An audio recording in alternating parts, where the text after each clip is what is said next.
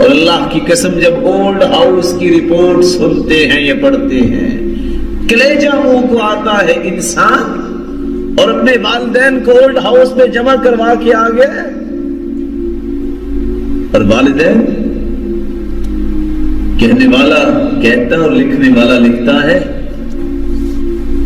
کال کی والد نے کہا بیٹے عید کا دن ہے مجھے ملنے کے لیے آ جاؤ، کہا نہیں آ سکتا۔ کچھ دن گزرے والد فوت ہو گیا، ساتھی کہتا ہے تمہارے ابا کی وفات ہو گئی ہے جلدی سے پہنچو، کہا میں تو 1 سال پہلے سے ساتھیوں کو بتا چکا ہوں فوت ہو گیا ہے، اب جاؤں گا تو کس منہ سے جاؤں گا۔ اور آج کا نوجوان نہ جانے علم و معرفت اس نے کہاں سے بھی، معرفت کیسی ہے، سمجھتا ہے کہ میں اس کو مصیبت کو کیسے پالوں، میں تو اپنے بچوں کا فیوچر بہتر بنانے کی کوشش کروں گا، جبکہ اللہ رب العزت کے رسول فرماتے ہیں البرکۃ مع اکابرکم، برکت تمہارے بڑوں کے ساتھ ہے۔ بلکہ رسول اللہ صلی اللہ علیہ وآلہ وسلم کے زمانے میں ایک نوجوان تھا، نوجوانوں اللہ تمہاری جوانی کی حفاظت فرمائے اور اس سے بھرپور دین کے لیے نفع حاصل کرنے کی توفیق عطا فرمائے۔ آگے اللہ کے رسول کے پاس اور آ کر کہتا ہے یا رسول اللہ صلی اللہ علیہ وسلم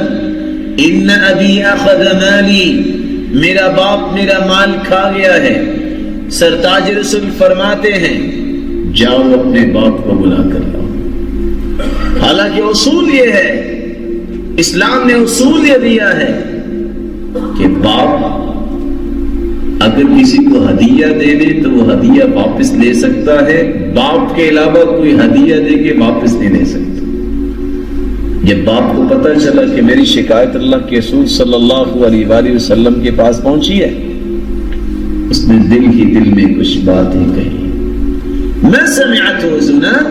اس کے کانوں نے بھی نہیں سنی۔ ابھی وہ تو اللہ کے رسول کے پاس نہیں پہنچے تھے،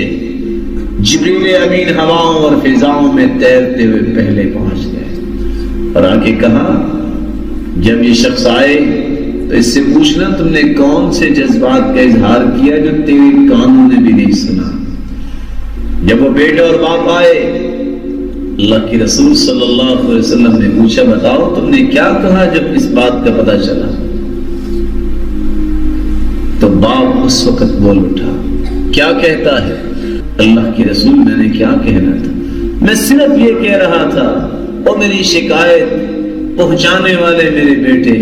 یاد کر بچپن سے تیری پرورش کس نے کی، تجھے غذا کون دیتا تھا، بیمار تم ہوتے میرے بیٹے،